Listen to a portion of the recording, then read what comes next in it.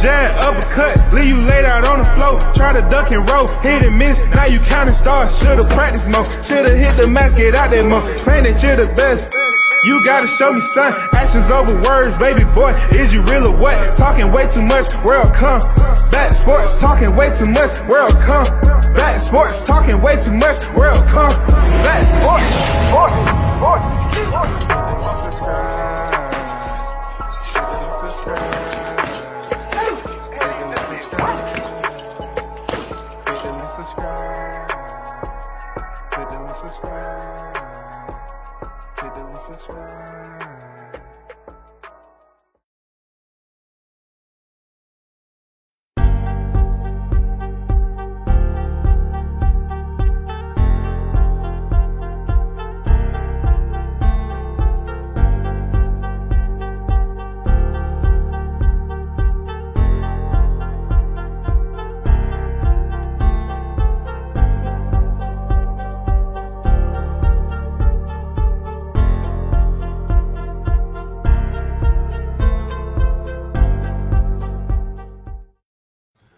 Yo, big shout out to the hottest chat in the MFing game, A-Side official.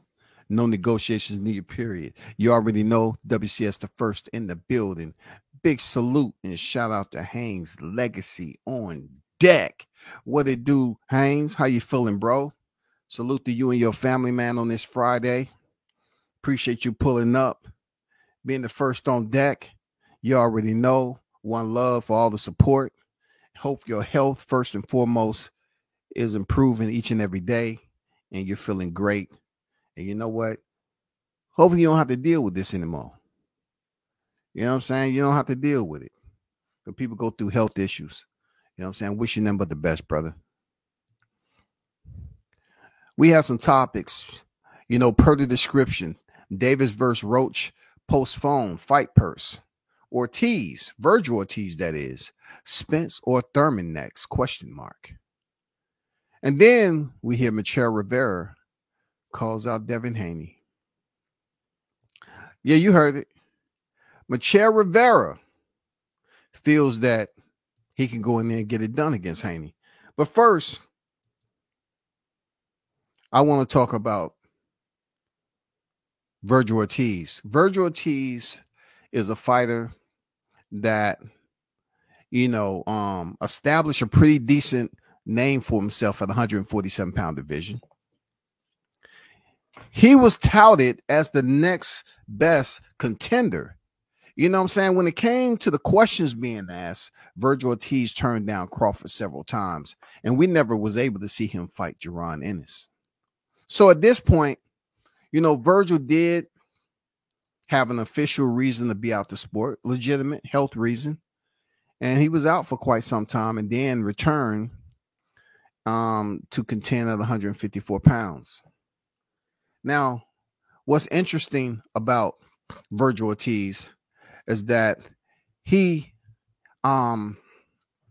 recently had a fight that to many, sitting at 22-0, 21 knockouts, going in there with 100%. 100%. You know what I'm saying? He was going in there 26 years of age. I mean, it was a lot that was put into Virgil Ortiz. Looking at his record, you can say to yourself, damn. Not only did Artur Beterbiev have 100%, but Virgil Ortiz did also, until he stepped in there with Sergey Boychuk. That fight, we seen Ortiz down once in round 1 and round 8. The scorecards read as follows: Max DeLuca 113-113, David Sutherland 114-112, and Steve Weisfeld 114-112. The reason why I'm bringing this up is because Virgil Ortiz coming off a very tough fight with Boychuk. I mean, if anybody made a name for themselves at 154 that was supposedly fighting a step-up fight, a big name, I say it was Boychuk. Bigger, in my opinion, bigger than freaking Damn, bigger than Bakram. You know what I'm saying? The reason why I say that is because, dude, they was throwing down in that. We didn't get to see a back and forth, you know what I'm saying, test the wheels. Not even a solid 3 rounds with Tszyu and Bakram. But with Vergil Ortiz, you know what I'm saying, with Vergil Ortiz and Boychuk, that fight was a war. That was one of the fights where people were shaking their head and say, damn, I wonder if both of these fighters going to be the same. Like, they was going at each other. And Boychuk earning, 2 knockdowns during the fight and staying consistent and sustaining that momentum, keeping up the work rate, landing some heavy shots on Vergil Ortiz. He lost the majority of the decision. So that was many that was up there saying that, hey, I believe Vergil Ortiz lost that fight.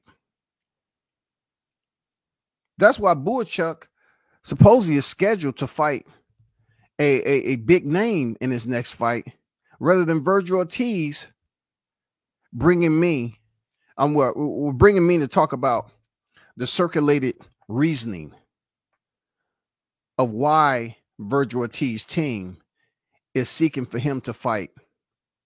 Well, let me drop this thumbnail. Shout out to the News by Shaw News, Sauce Experience, Team Tucker Official in the building. Salute to you. I see you in the building. Big Blunts and Boxing. What's good with? I see you in the building there, Blunt. Salute. Dan Tan on deck. I see you in the building. What's good? So let me drop this thumbnail right quick. And let me show you something. Vergil Ortiz's team manager wants Spencer Thurman. Let me rephrase that. Let me repeat. Vergil Ortiz, while Boychuk is moving on to a bigger name, Vergil Ortiz's team wants him to face a Errol Spence Jr. or a Keith Thurman, not Boots Ennis. Not Boots Ennis, y'all. Let me start by reading Vergil Ortiz Jr., and this is Boxing News 24 by Dan Ambrose.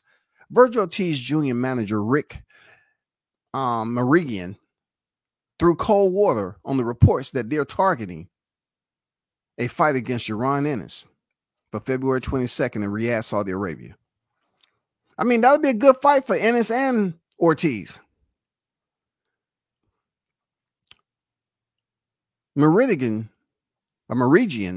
says he wants Errol Spence or Keith Thurman for Vergil Jr. 22-0, 21 knockouts for Cowboy Stadium in Texas. However, he's not ruling out a fight between Vergil Jr. and Boots or Terrence Crawford if someone can afford that fight. Once again, if someone can afford that fight. Because look, it always comes back to the money, the business of the boxing, when people are trying to make big fights. And with that big fight, they want negotiations and get the biggest paycheck that they ever got. I understand. It goes on to say Spence and Thurman are both considered washed. Not WCS didn't say that. This is per the quoted article. Spence and Thurman are both considered washed fighters at this point.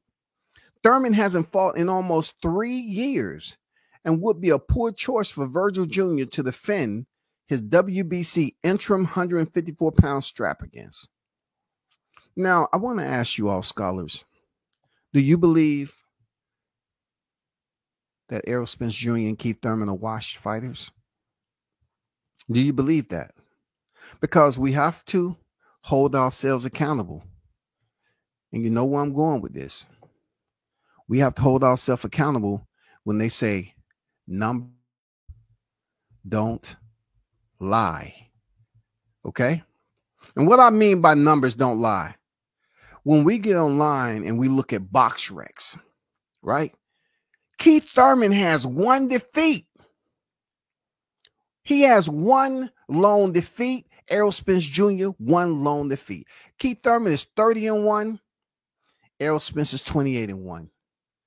How dare they say that these are washed fighters? How dare they? It goes on to say, and it's not an option for Vergil Jr. Fans should have known better than to believe that Ortiz Jr. would risk his career fighting Jaron Ennis and likely losing to him. That would be a huge step up in class for Virgil, who looked like he was still painting y'all by the number system in his last fight at 154. Painting y'all. It would be his. It would be Turki Al-Sheikh. It is unknown whether he will want to finance a fight between WBC interim junior middleweight champion Ortiz and Boots or Crawford. There's no chances that Crawford would agree to fight Virgil Jr. because he's not well known to the casual boxing fans. And it wouldn't bring in a lot of pay-per-view buys. Only hardcore boxing fans knows who Virgil Jr. is, and many of them see him as flawed, especially after his last fight. Now, Dan, I don't disagree with you saying that many hardcore boxing fans see him as flawed since his last fight. But one thing we can say is that if we're going to give other fighters the hashtag of having that dog and no quit in them, we have to give Virgil the same thing. Virgil did get up both times and he finished the fight. That's all I have to say. We just can't sit up here and say that just because Virgil was dropped, he's washed. You know what I'm saying? They just said that about Spence Thurman. Virgil Ortiz is not a washed fighter. He got up from the knockdown, and we keep it moving. The article states it's pretty obvious why Meridian would want the 35-year-old one-time Thurman, 30 victories, 1 defeat, 22 knockouts, for Virgil Ortiz Jr. to fight. That would be a sure thing win for Virgil, who looked terrible in his last fight against Boychuk. Thurman has fought just once in the last 5 years, and that was against Mario Barrios, the former welterweight champion.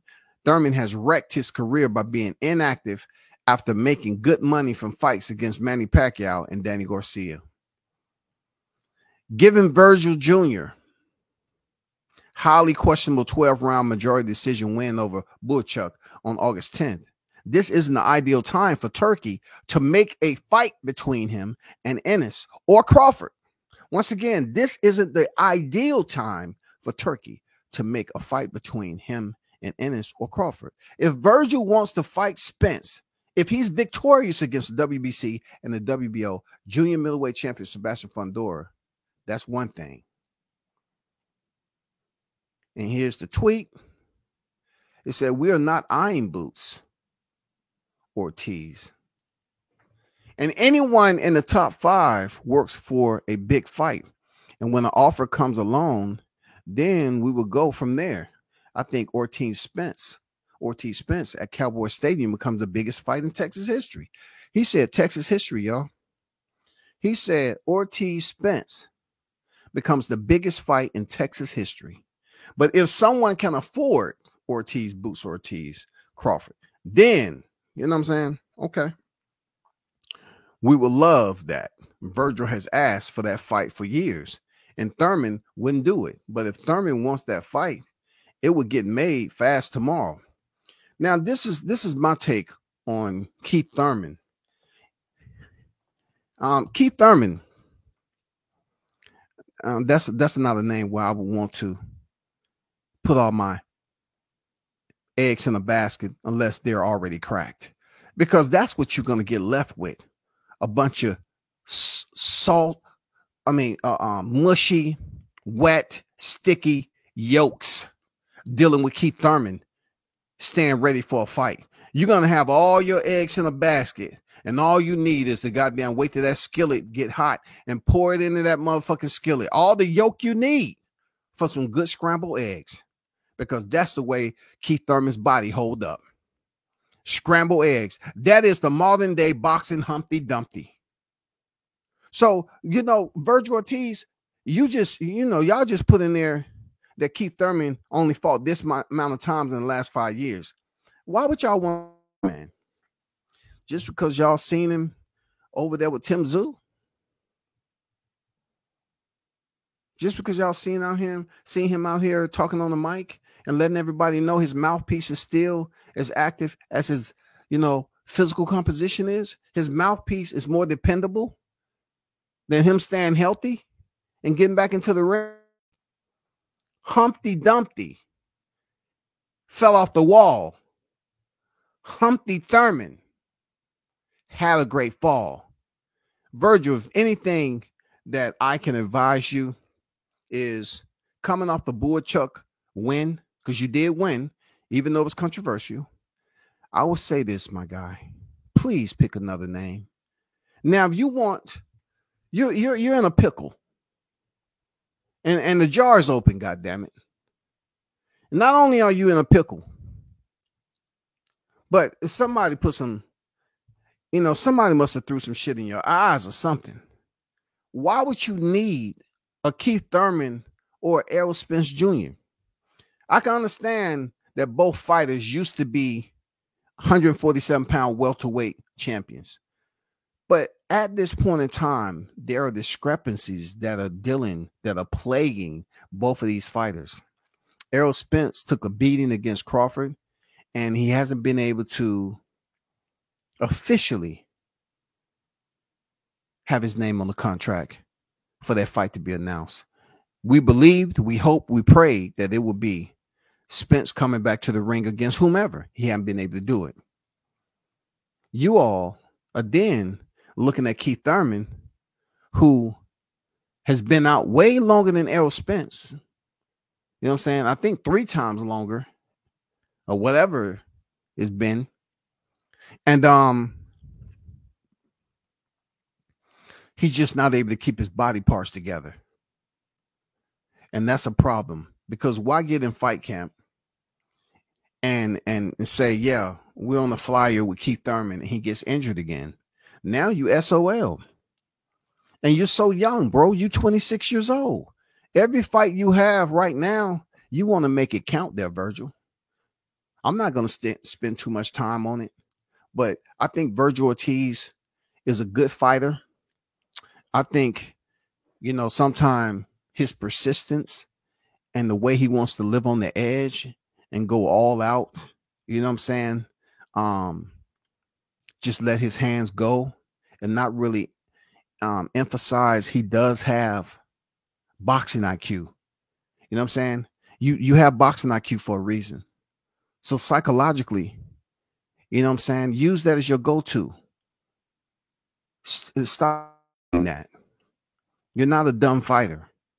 But in some cases, when you feel like you have another fighter showing remnants of who you are and what your style is, come forward, aggressive, present pressure type, right there in your face, close quarters fighter.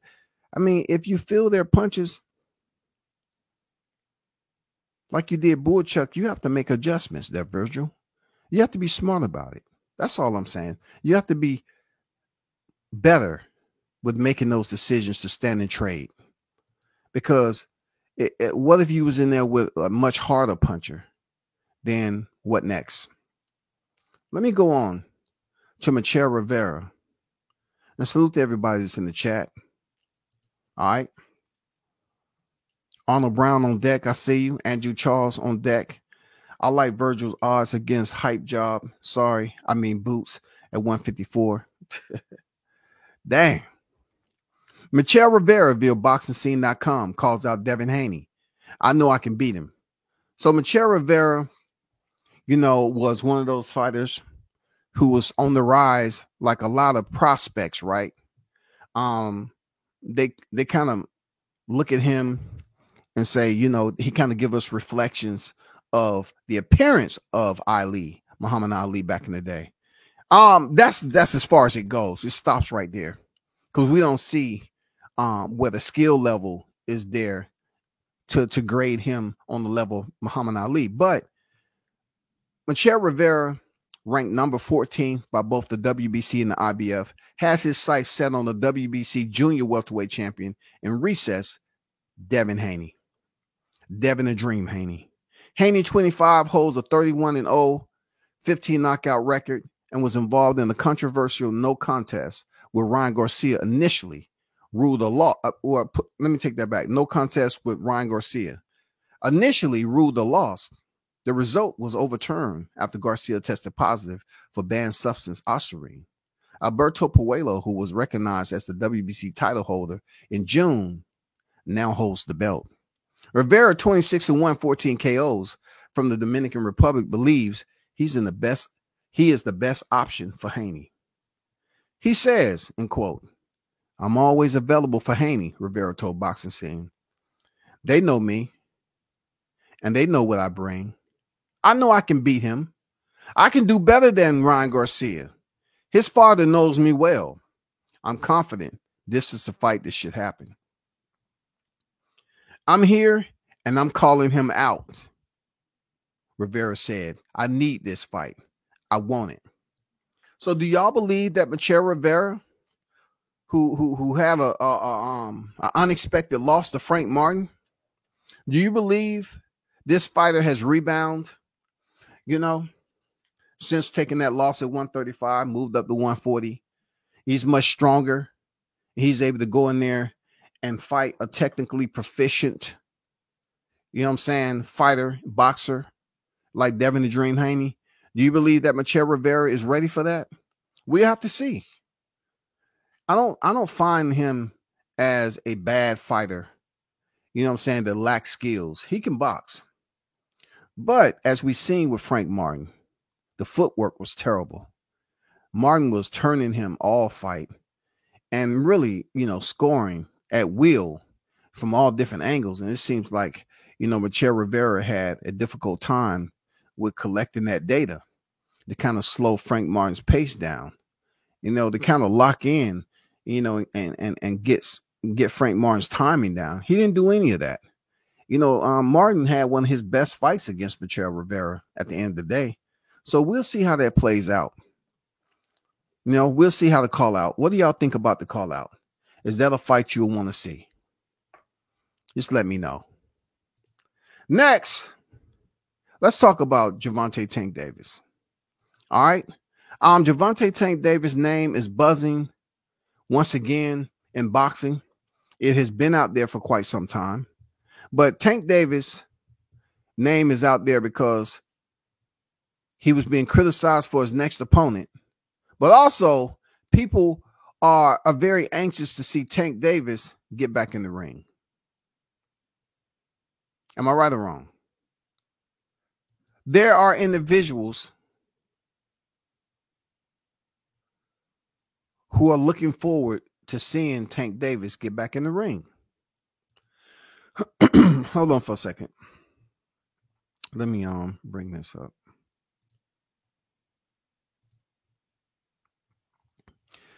Boxing News 24 says Gervonta Davis versus Lamont Roach problems explained by Eddie Hearns. Now, before I get into this article, you know well as I do, the fight had been announced and Tank was supposed to fight Lamont Roach in Houston, Texas. Now, as I would tell you, Tank is one of the highlight superstars in the sport. Not only that, he's not considered your average boxer. This man is a pay-per-view star. Now, depending on who you ask and how long it's been since he stepped in the ring, people will sit up here and try to criticize to my who is he fought and all that. I want you to understand that's just like common language here. Repeated language that is used in everyday banter on the YTC. And Tank is not the only boxer who gets pressed with that question. Who is he fought? Who is he fought? It don't matter who these fighters fought. Because even a fighter that supposedly have fought names, they get criticized too. But Tank has shown that he's an attraction. Tank has shown the consumers fill the seats to come see him fight. Because why? He has the it factor. Tank Davis was born and he went through extreme amount of adversity growing up, right? He survived that. And, they say only the strong survive. And Tank Davis is one of the strong. You know what I'm saying? He's one of the strong. Even when it comes to being in the ring with bigger fighters, he has proven that he is one of the ones that survive. Only the strongest survive, right? So when fight fans heard that he was fighting Lamont Roach in Houston, all the motherfucking clinics started to goddamn leave. Kroger, Target, Walmart, motherfuckers start crying again. They start bitching up. You know what I'm saying? It makes you want to go straight to the stove with some Enfamil and fix them a nice little warm bottle and shit and shove that bottle in their fucking mouth. Because they start whining. Whine. Why is a good question. Because this is how I look at it. You're never going to make these consumers happy in boxing. Lamont Roach is a current reigning 130-pound champion. Tank Davis, current reigning lightweight 135-pound champion. There's been several fighters who have entertained a fighter moving up from a lower division. It's nothing new. Mario Barrios entertained Tank moving up for his title. What? Hello?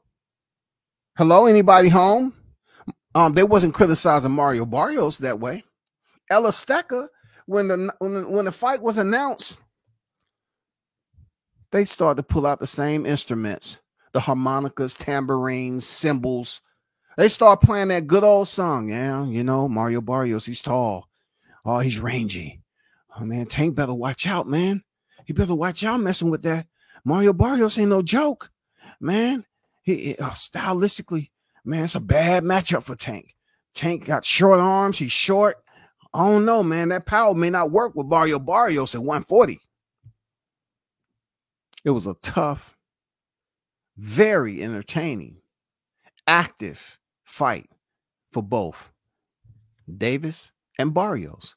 But the reason why I brought Mario Barrios up, y'all, is because he entertained Tank moving up from 135. Did he not? So I want to know, where was all the criticism? God damn it. Where was all the criticism for Mario Barrios? Because I was at the weigh-in. I didn't hear people screaming. I didn't see any signs in the audience of people protesting. Barrios, we hate you, Barrios.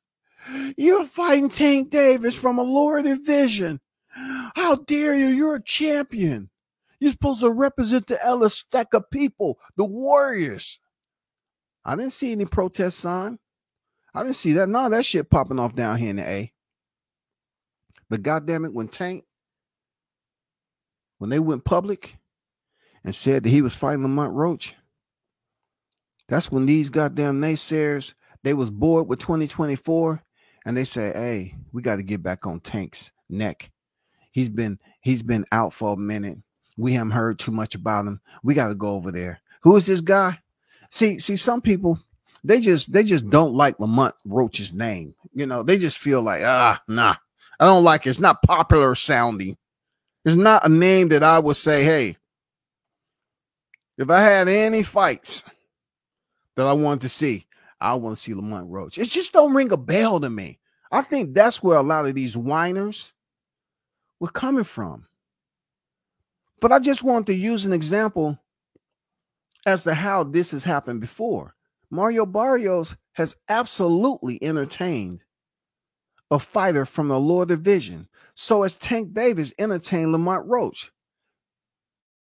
Oh, check this out. Lo and behold, there's a situation. The fight has now been postponed. The situation that we're dealing with is, initially they were saying that it will be some venue problems. But let me get back to you after I read this article. And the one and only Eddie Hearns had this to say via Boxing News 24. This is wrote by Robbie. Promoter Eddie Hearns, the problem that has put the Gervonta Davis versus Lamont Roach fight in jeopardy or not happening is the amount of money that PBC is offering to Tank for this December 14th contest in Houston, Texas.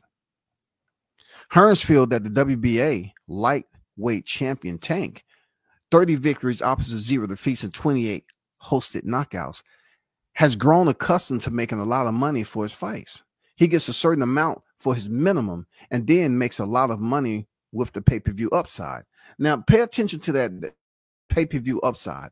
A lot of fighters cannot place themselves on Tank level, nor can they verbalize pay-per-view upside when it comes to their contract. I mean, we just recently had a contract issue where so-and-so was supposed to get paid off the net profit. You know, people was up here losing their mind. Did they read the contract net profit? You know what I'm saying? So contracts, they're out there for a reason.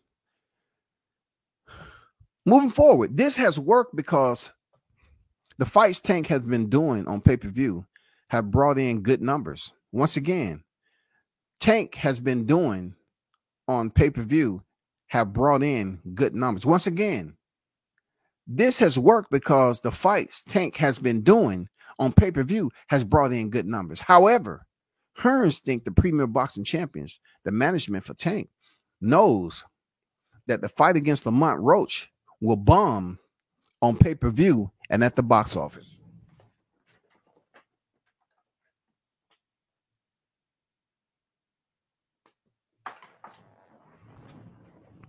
Now you have to ask yourself, why would they say it's going to bomb on pay-per-view just because it's Lamont Roach? I mean, where did Frank Martin come in? Oh, y'all want to give Frank Martin the credit because that was Errol Spence's fighter. So he gets a little buy. He gets an exemption pass because his attachment, association, affiliation with Errol Spence allow him to have a therapeutic exemption with the fight fans for approval. I get it. Take me a while, but I'm getting it. It goes on to say, so when Tank to ask how much he's getting for the fight, they tell him that it's a lower figure than what he's made in his last fight against Frank Martin. Tank then says, in quote, he's not going to fight Roach, which makes sense. He and PBC should have known that fans wouldn't be interested in seeing Tank fight Roach because it seems as a mismatch, and it's not one that the people want to see. There are more compelling matchups at 135 that fans do want to see. Quote, I've heard they can't get a deal done with Tank. The venues are a problem. How are the venues a problem all of a sudden? It's very strange, said Eddie Hearns to Pro Box fans about what he's hearing about why Gervonta Davis versus Lamont Roach fight could be moved off the December 14th date in Houston. This is my opinion. Gervonta Davis makes a lot of money. He makes a lot of money because he does big fights and he's been doing big pay-per-views. Probably what happened is he's on some kind of minimum, but on a lot of upside because his shows have been doing very well. He's been making a lot of money, said Hearns. Choosing Lamont Roach for PBC is tough because it's a fight that won't bring in big pay-per-view numbers, no matter how they sell it. David Benavidez won't be fighting on the undercard to help bail Tank Davis out like he was earlier this year on June 15th. Having Benavidez on the undercard helped him bring the buys for Tank fight against Frank Martin, which wasn't one that fans were excited to see. It's amazing how people are very selective on how they're voicing who brought the numbers into the seats. You notice that, like, all of a sudden, you know, they're saying that Benavidez was the contributor, you know, to Tank Davis. But as we all know, when certain fighters go in there in the main event, when it comes to the language of the YTC, all they say is the fighter that's the more popular fighter. So-and-so, Errol Spence did those numbers when it's actually two fighters. So you hear in this article, they're trying to say Benavidez that was on the undercard is the one that helped assist with Tank doing those big numbers. I see that as biasness because we don't hear the co being put into the picture and being a solid contributor, a donor, you know what I'm saying, to those individuals. I understand why people come I understand that there's an undercard. I do.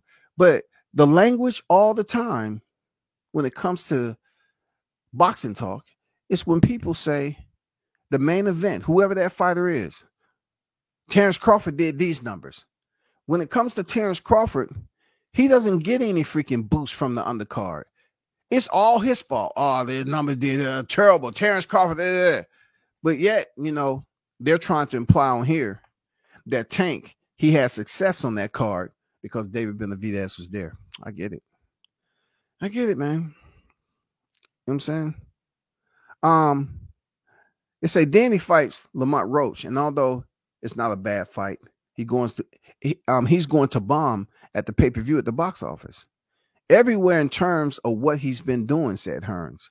So he turns around and says to PBC, how much am I getting for the fight? They go, well, obviously, we'll have to see how it does on the gate and pay-per-view. So no one's is out here assuming that it's automatically been written in stone that Gervonta Davis will bomb at the pay-per-view. It's not saying that. When has he bombed at a pay-per-view? When? He fought Rolly Romero. The numbers was great. Is Rolly Romero a bigger name than Lamont Roach? I mean, think about it. Did Rolly Romero enter the fight with Tank Davis as a champion? No. I'm talking about for any weight class. Was he already considered a champion? We're not talking about the gift that he was presented for Jackson Mariñez. We're not talking about that over in Connecticut. We're talking about when he stepped in the square with Tank, was he a champion? The answer is no. So therefore, Lamont Roach has the edge on Rolly Romero. But people are going to turn around and say, but Rolly, he's just so cute and adorable, a bit goofy, quirky. He was more popular than Lamont. I'm telling you, when it comes to the accolades, Lamont Roach is a champion. Rolly Romero wasn't. Isaac Cruz wasn't a champion. He still did solid numbers with Isaac Cruz. I mean, the list goes on and on for a fighter like Tank, aka El Chin Checker, who goes in there and always perform because people want to see knockouts. See, the fans are different than the voices that talk about boxing all the time, because these voices over here, they love sipping on that cocktail of ex-parte, the cocktail of bias, extreme bias. If you was to ask a group of fans, a community of fans, do they want to see Tank fight? They would say, yeah, right off the back. They'll say, yeah, we want to see Tank fight.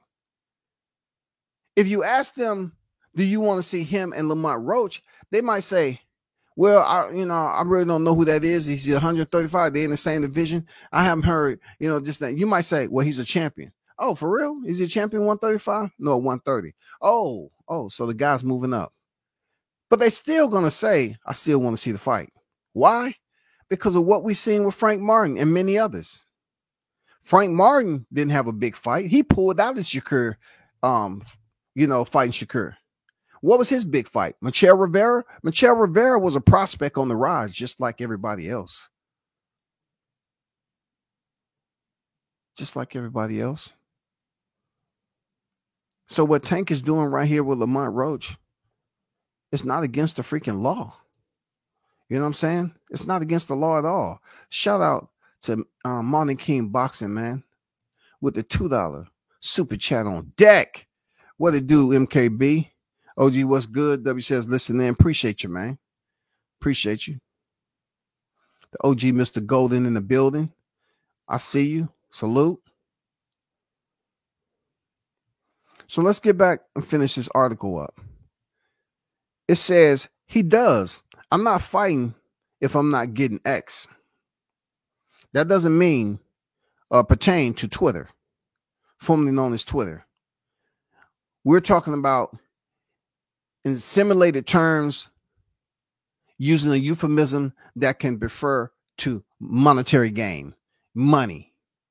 You know what I'm saying? Dollars and cents. Okay. How does I'm not fighting if I'm not getting X? Because Eddie Hearn offered me $15 million to fight Conor Benn with upside. So you better be paying me more than that to fight this guy who's actually a good fighter as well. They go, we can't pay that kind of money. And he does well, I ain't fighting then. And he does well, I'm not fighting then. Tank Davis should have agreed to Hearn's offer to fight Conor Benn when he made it to him a while back. It's unlikely that Hearn will offer Tank the same deal now because Benn has other options available against Chris Eubanks. I'm definitely not going to get into that. I'm not saying that happened, but that's something that's different because that's a very natural process, said Hearn. I'm not saying it's actually PBC's fault because they couldn't deliver him a big fight, but it's a tough fight, kind of. He'll be saying, this is a tougher fight than Frank Martin. And I got $15 million to fight Frank Martin. You're telling me I'm only getting $5 or $6 million to fight this guy? I'm not fighting for $5 or $6 million. Maybe speculation. If you're Tank, you don't have to take an enormous pay cut to fight Lamont Roach because it's still going to be hard, a hard fight for him. If there are bigger paydays available to Tank against other beatable fighters, why wouldn't he want to fight them instead? They can't be because they don't have a rights deal, said Hearns, when asked if PBC will be more aggressive this year in getting fights. They don't have a broadcaster paying the money. So how can you be aggressive? And that's a good point by Eddie. Though I don't agree with him much, that's a good point that he was making, about the broadcasting deal. We all know Showtime and Fox and all that. That's past language. All that has since spread their wings and have left the building. Now we have very strict decisions that have to be made moving forward with the PBC. Now I hear people all the time, talking about how great of a fight and this, that, and the other the PBC been putting on. I'm not here to douse anything on the PBC. I just know this was a very kickstand type career. A kickstand type of year for them when it comes to boxing cards. It just wasn't smooth flowing. And to see Tank in a position to have another fight and fans are waiting for him to return, I'm saying to myself, if PBC can be the lender for Canelo Alvarez with all these hefty damn bags they give to him, why can't you find a way to get this money for Tank? Canelo never has these issues, man. Am I right? Wrong? The other? It seems like Canelo, every time the PBC does business with Nello, it's okay. They will meet him 3/4 of the way. Not halfway, but 3/4 of the way, goddammit. You know what I'm saying? They will meet him 3/4 of the way to satisfy whatever his request is. So when it comes to Tank, Tank should get the money, goddammit. Pay the man. That's El Chin Checker. He is the one right up there next to Canelo Alvarez right now. He is the highlight reel also. How can we cheer and talk so heavy about we want to see Tank return back to the ring, but then y'all try to shit on the man, you know what I'm saying, once he's going into negotiation? If you already have this man as one of your favorite fighters and you're eager to see him step back through the ropes, then support him when it comes to saying, hey, I'm gonna be honest with you. Tank should get the money. You know what I'm saying? We really can't talk in hindsight about what Eddie offered him to fight Conor Benn.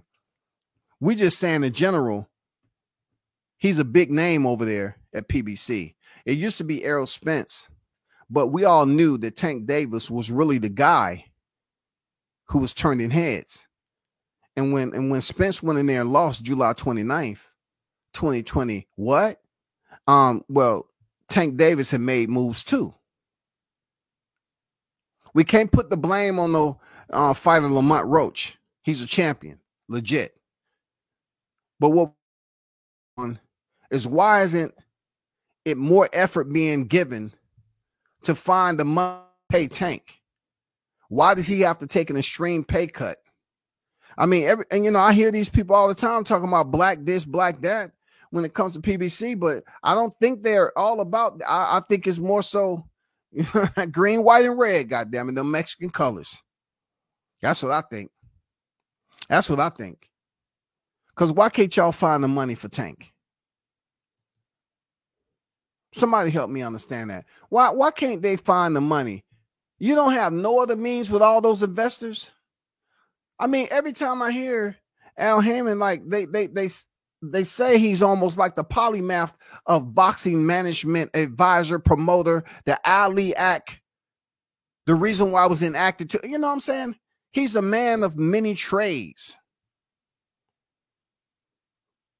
But the way they talking, you know what I'm saying? I don't want to go the second half. A man of many trades, but a master of what? Why can't you get the money so we can see this freaking fight? One thing I agree with Eddie Hearns, again, is why would the venue be an issue?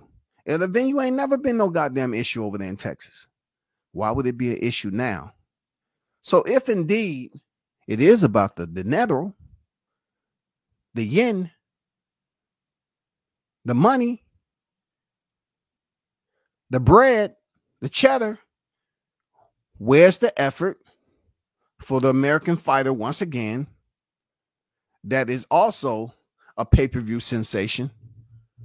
Where's the search party? You know what I'm saying? Let's get it. Let's try to find out what we can do to get Tank this money so we can see the fight. I commend Team Davis for standing on that shit to get paid. I commend them, yo. I commend them, at this point, him being 29 years old, I believe, of standing on his square and then some. You know what I'm saying? You're talking about a pay-per-view fighter who's one of the top names on the pound-for-pound list in boxing. And you're trying to tell me that you can't find any money to help this guy because, somebody might be feeling a certain way about Tank. Who knows? But I just understand that Canelo Alvarez, they was trying to put him in $100 million bag with 3 fighters. They already had the wood burning, y'all. Them 3 fighters, the embers was falling on their head. They, ouch, ouch, ouch, ouch, ouch, ouch, ouch. They had them on the coal. Look, they had them right there next to the wood, the coals, all that shit. They put them up for slaughter, sacrificial. Errol Spence. Maul Charlo, Errol Spence, and Benavidez, bro. They had them lined up. 100 million. But y'all trying to say y'all can't find that shit for Tank? Y'all can't do that for Tank? Who's a bigger name over there at PBC than Tank Davis? Who's a bigger name than El Chinchecker? Is it a Charlo? You got 2 to choose from. Either one of them. Male, Maul, is it a Charlo? Oh, who's a bigger name than Tank over there, man? I don't want to mention that other guy that's in DeSoto. I want him to get full rest and go through recovery so he can make it back in haste so we can see his return, because there's a lot of people that's eager to see him step back in the square, including myself, in a good way. But PBC, I think if money is the issue, y'all are not doing enough. You all need to find a way to get this man compensated because he's the biggest name over there at PBC on your roster. Real talk, he's the biggest name. And the fight should be in the delayed status if you can't find him that type of money. Where are all the cracks and crevices? Where are all the connects? Who's doing the admin logistics? Who's making the liaison? Why can't they contact certain people to get this done? Why would we automatically assume just because it's Lamont Roach, the pay-per-view is going to bum? It seems like to me, once again, that's prognosticated sabotage right there. You know what I'm saying? You're predicting the worst. You're giving a nefarious type energy to this fight because a lot of y'all just don't want to see Tank fight Lamont Roach. You want him to fight a guy who's just coming off hand surgery who he couldn't fight. You want him to fight Lomachenko, and he don't want the fight. Lomachenko say, I don't want to be slobbing on myself, man. I don't want that to be my last fight, and then I'll be up there and on the porch, you know, at the retirement home and shit, drooling on myself, trying to tell people, why they have me think? Why they have me fight him? He up there talking about why they had me fight Tank. Why they have me fight Tank? Why they have me fight Tank? Why they have me fight Tank? Somebody please give Lomachenko his medication, please. Can somebody give him his medication?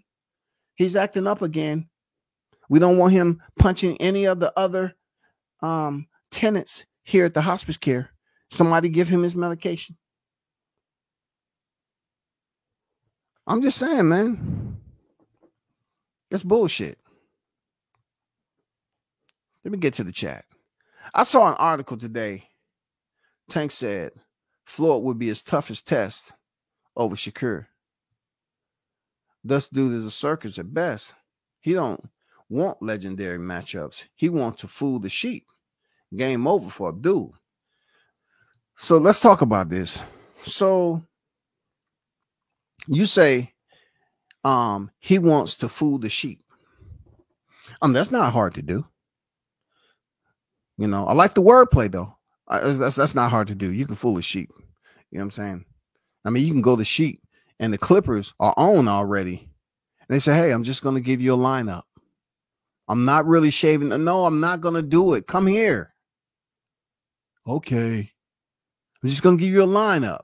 No. Let's take a understanding. Let's look at this. When you say legendary matchups. And it's nothing but respect, MKB. But let's just say he fights Shakur Stevenson. Is Shakur Stevenson able to addition any more points to Gervonta Davis, Boxing Fight Co., his appraising value? Is he able to provide any upside there, MKB, as Shakur Stevenson? Because we don't consider Shakur Stevenson a legend. You understand? So how can it be dealt a legendary status based off fighting Shakur Stevenson, who 3 divisions in, yes, sir, but they don't even consider him to be a legend. But with Tank has this different type of dynamic. His metric, his grading metric is different when it comes to the fan. And you know what, as I do, those of you in chat, MKB, they like a knockout, man. And Tank not only gives us a knockout, this is not no Ricardo Mayorga, type of shocker. When you have a more technically inclined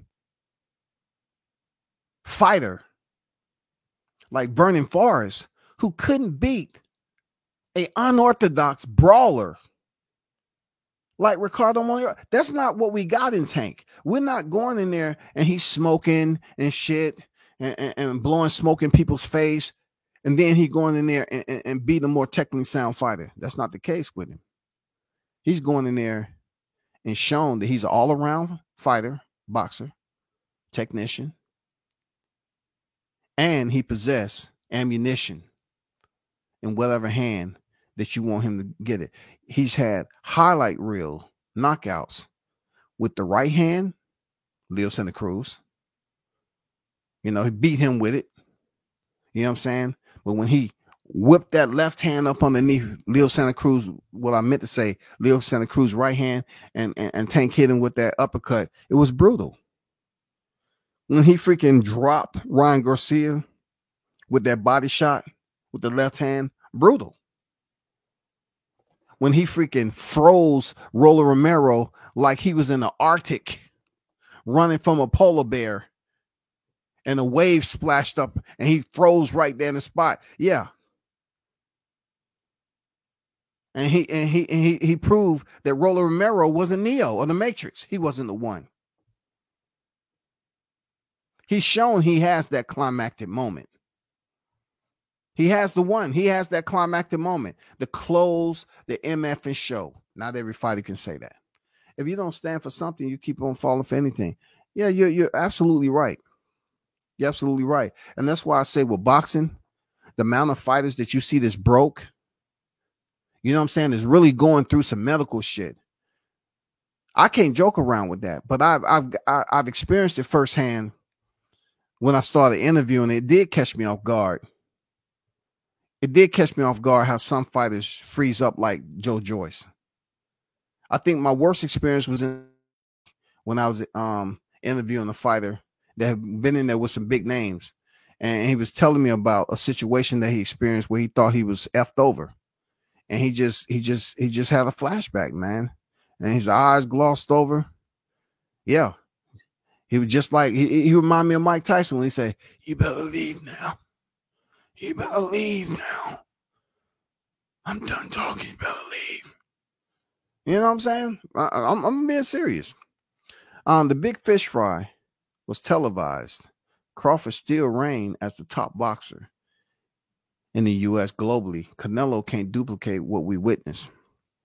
I'm just trying to keep it like on why they cannot locate the money for Tank Davis.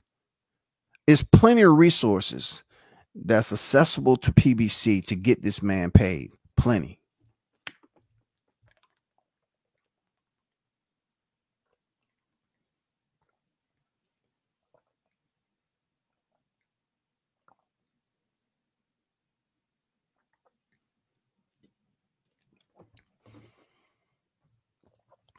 I don't condone how Tank moves. It's not about accolades. Then if fighter is not being praised for the accolades, then what is the purpose of them fighting though? It's a bit contradicting when people want to say, I would like to see Tank fight this fighter. Why? Because of his accolades. They want to see Tank fight because of his accolades, because he's that dude. He's that guy. He's the highlight that they want to see on pay-per-view. So they want to see him because of his accolades. If Tank didn't have the accolades, why would people be pushing for him to fight names that they want to see him in the ring with at 135? If he wasn't possessing the accolades and also the star power based off his performance value, why would people want to see him?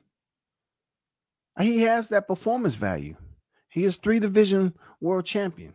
He's 29 years of age. It's plenty of time for him to move up to 147 if he selects to, because there's nothing going on in that division right now. I mean, we got one fight popping up, and then we got a Barrios fight. I mean, it's no electricity that's sparking up there at 147. They got a teeny bopper star. Shout out to Sir Senior in the building. I see you. Tank the cash cow. Well, I guess the milk gone bad. Hey, man, they better find another heifer over there to milk that and get some fresh goddamn pints of milk. They better hurry up. They better locate another farm. There's plenty of heifers on them farms. You know what I'm saying? They better find them. Real elite athletes in boxing fight their competition. It depends on who you deemed, and I respect that. But it's who you deem their competition. Is competition those who are considered professional fighters, who have a license like Tank, who is campaigning in the same weight class? If so, then why do people complain if Tank was to fight a fighter that has less experience than he does? Why would they complain? Wouldn't them fighters at 135 be deemed his competition? Just a question. Wouldn't they be deemed his competition in the same weight class and also licensed professional fighter? And let's just put some, a little bit more icing on top. They're undefeated. Wouldn't that be considered this competition? But are you speaking about fighters who are within the same community as Tank? They hold world championships. Now we're getting back to accolades. They hold championships and they hold divisions to their status. Are we talking about them being competition as far as, being competitive, both with the accolades and their ranking placement in that 135-pound division? Or that's what we're talking about? Because in one breath, people say accolades don't matter. So since accolades does matter, shouldn't the competition value be considered at a higher value when you're talking about accolades? Not every champion is deemed to be on the level of another champion. You want an example? You want an example?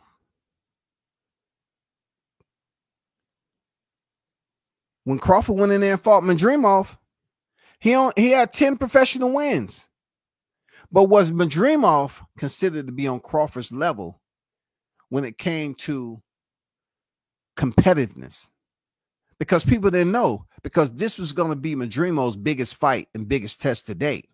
So even though he was campaigning in the division, and also he was a current reigning champion, world champion, is he on his level as far as ranking, as far as placement? Yes, he is. He's on that. As far as competitive value, accolades, portfolio, body of work, no, he's not on Crawford's level.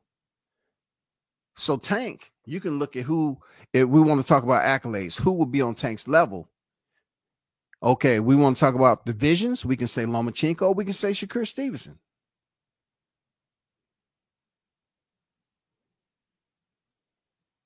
Per the paperwork, per the documentation, we can say that. Now we bleed it over until, okay, fight their competition is being in the same division, having a little bit spark and play, may have less experience, but the fans are looking and saying, hey, I think this would be a good fight. I think this would be a good fight for Tank. Hold on for a second, y'all.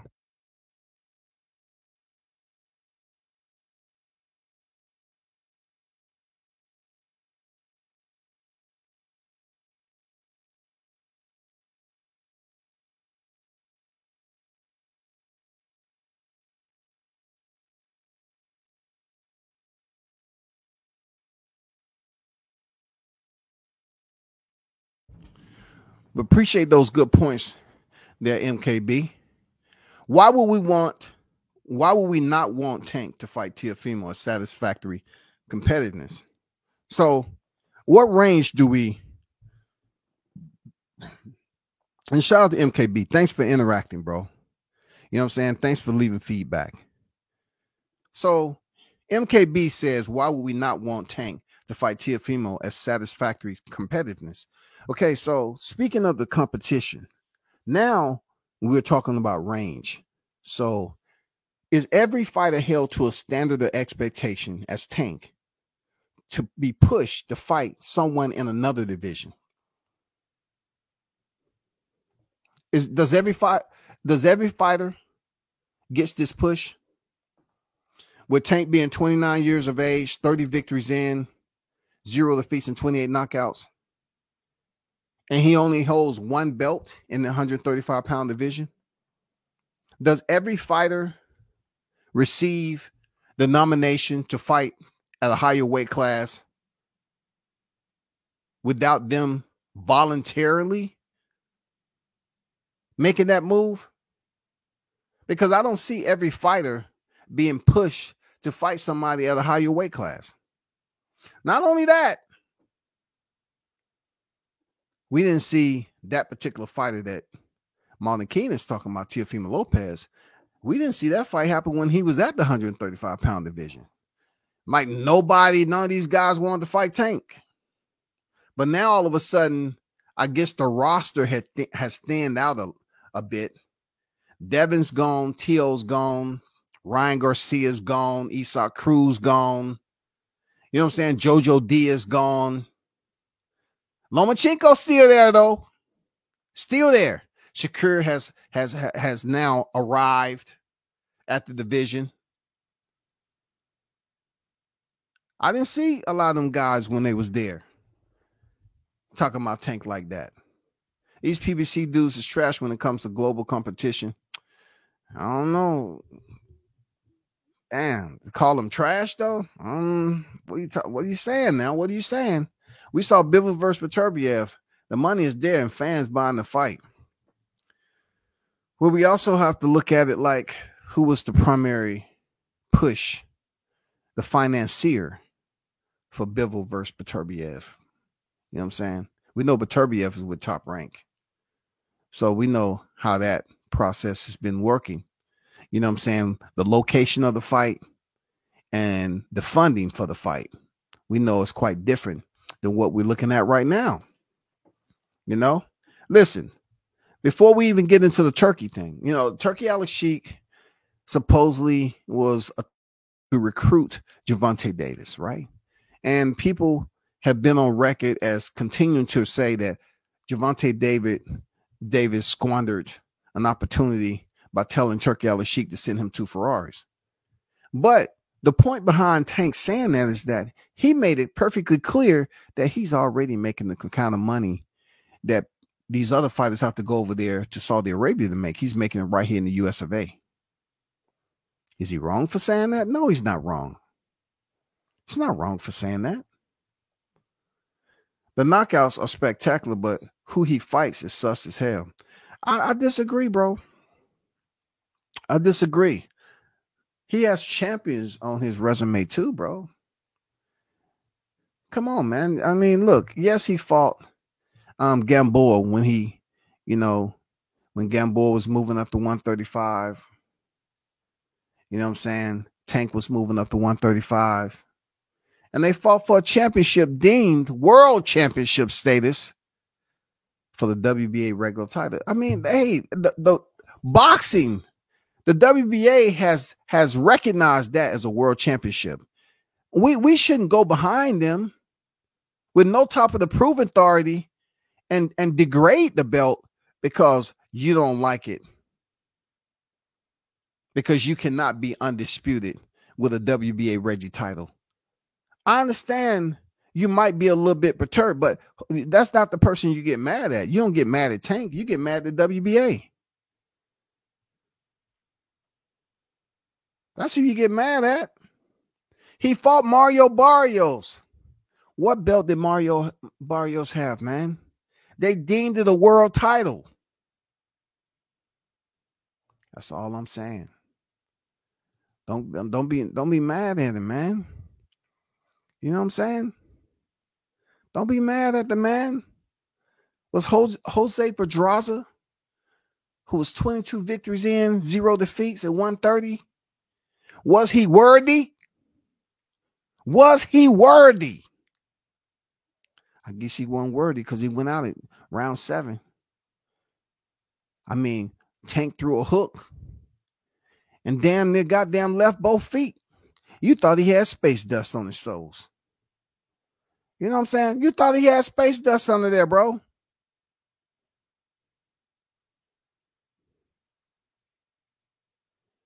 Is Tank opposition being described as trash all because he is cleaning them? Not cleaning them in one round, you know, consistently. We're talking about he going in there and putting on a boxing lesson and finishing them at the right time, demonstrating that his hunting ability is very strategic, methodical, and should be respected by any fighter that's splitting the ropes to contend against this guy. What more is there to say? Tank Davis is a complete boxer. He's not getting any taller. Okay? He's not getting any taller. This man is making weight days out before the actual weigh-in. I mean, he's looking healthy in there. The man is doing backflips. Why don't y'all celebrate that shit? Why are y'all so angry, yo? Dude is doing backflips and shit. He's not even struggling making weight. I mean, y'all criticize him for dropping his belts on the scales. But not only did he, lose his belts to that division, he returned back to that division. He returned back down there, yo, just to prove that he can make the weight. And then give y'all another devastating knockout. The knockouts are spectacular. Who he fights is sus. Oh, my God. Father God, help him with his comments saying sus. He says the champion's opponents is sus. God damn. I want Tank to prove me wrong by fighting the ranked fighter in his division. Who do you want him to fight? Say his name. Shakur has proven he can box with the best boxers, punchers. I've watched what Shakur do. Okay, so if that fight, Shakur is back in the gym. He's put out some vids, right? Using his left hand, right? Let's see if the fight can be made. I'm pretty sure it can be made in 2025, yo. You know what I'm saying? I'm pretty sure it can be made then. I deem Shakur wholeheartedly. I popped a deer the other day. I see Tank getting found out because I love the competitors I should want. It's a hunt for greatness in my book. But is Shakur great, though? Is Oscar Valdez on Shakur record deemed great based off his knockout of Miguel Berchelt? I mean, is he deemed great? Is Jamel Herring deemed a great fighter? I would deem Jamel Herring a great fighter because I'm looking at what he was as a Marine and where he was able to excel to as a boxer. For him, yeah, I am a bit biased because I don't care how he got there. He got there and he had a awesome, ascension to get that world championship. Now, is he considered great when it comes to in the eyes of those who's grading him as a champion? Because Shakur goes in here and fights Tank and isn't victorious. What is it going to be then? Gervonta is still not great because that was Shakur's biggest test to date. You know what I'm saying? That's going to be deemed Shakur's biggest test to date. So since he went in there on a step-up fight and he didn't get it done, are you all still going to hold Gervonta Davis in a penalty box because Shakur Stevenson, that was his biggest fight to date, and he didn't get it done? Sometimes it's a lose-lose at the end of the day.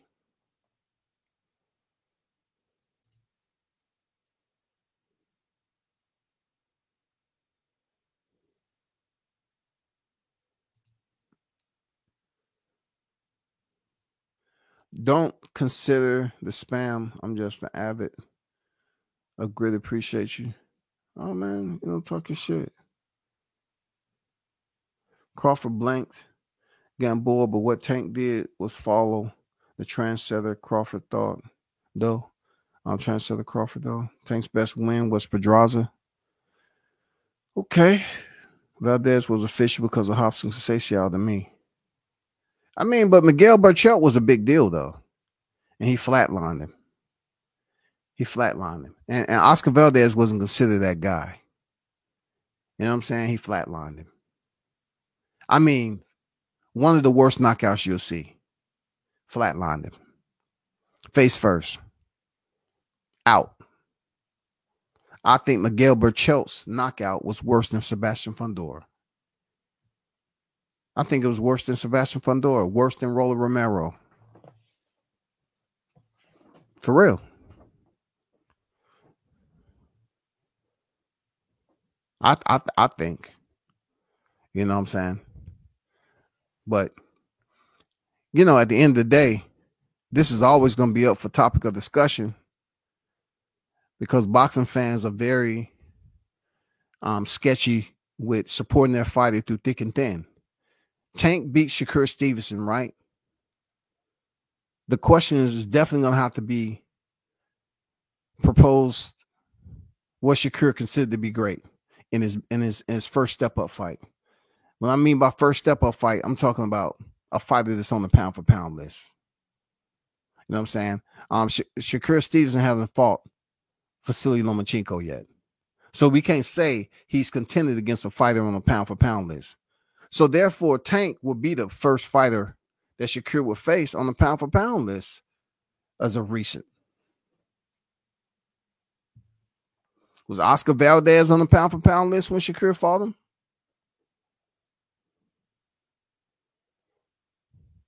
So let's just take Shakur away. So next, you're thinking about, let's suggest or recommend that Tank has to move up and fight somebody at 140. So you have to, once again, self-accountability, right? You have to go from the WBC to the WBO. Is Alberto Puello considered great? If Tank was to go up there and beat Puello, does it elevate Tank recognition as a fighter? What about WBA? El Rayo, Jose Valenzuela. Is he considered great since he's been able to rebound from his stoppage loss of Edwin De Los Santos and then going in there and beating El Rayo? Beating Isaac Cruz?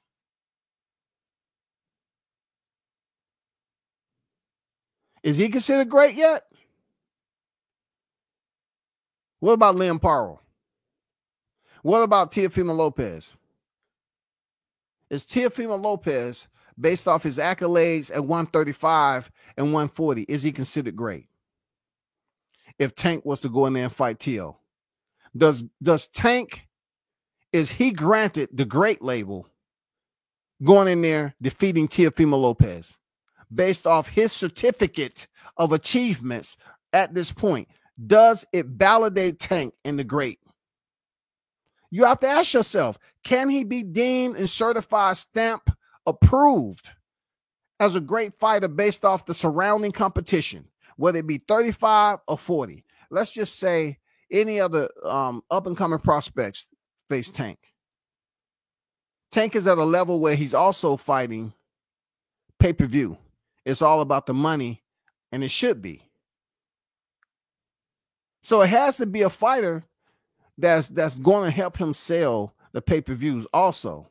But what criteria are we basing it off of if we're saying 35 to 40? The company that he's in, are there any other fighters around Tank Davis that is deemed and considered to be great other than Vasily Lomachenko? I'm just putting Lomachenko up there because, goddamn it, if I don't put him up there, people say, hey, you had a two-time gold standard Olympics, and he was over here. He went for a championship in his second fight. I love when people talk about how Lomachenko went for his championship in his second fight, but they don't talk about him losing that too. They don't talk about all the professional fights he had before he started recording his professional fights.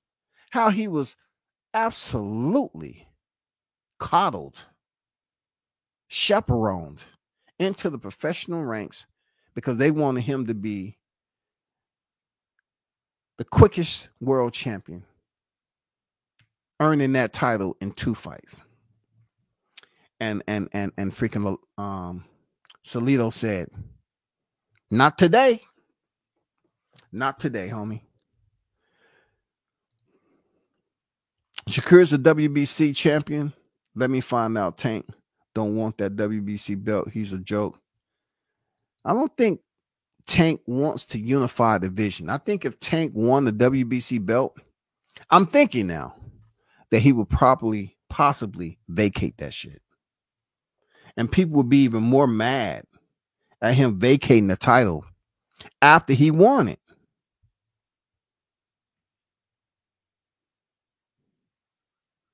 You know? People would be mad. Like, does he still hold on to the great tag? If he wins the WBC title, WBA title, unified champion, he vacates the WBC title. He vacates it. Does that subtract or reduce his great status? Yeah, I can ask questions all day. But shout out to Shout out to y'all in the chat, man. Shout out to MKB for asking boxing related, boxing related response. I appreciate it, man. Appreciate it. We ready for everything. Boxing fans want true greatness. Appreciate the input. Real talk. I do. I appreciate that. But what we need to, also focus on, keep your ear tuned in to the streets. I did mention the Ortiz, Spencer Thurman. We don't know what's going on. I don't know why Ortiz's team, who won, if you feel that you won that fair and square, I don't know why you would want a Spencer or a Thurman. I really don't. Like you have a fight against a guy who I guess you thought you was going to run through, or what we witnessed, it turned out to be a tougher fight for you. But why does Virgil have to have, and this is the tricky part, like this manager's not stupid.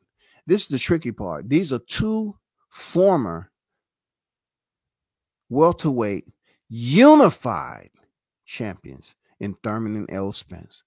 So it's kind of sneaky the way that he's saying, well, if he fights those two with only one loss per fighter and he beats them, that kind of ups his appraising value too as a fighter.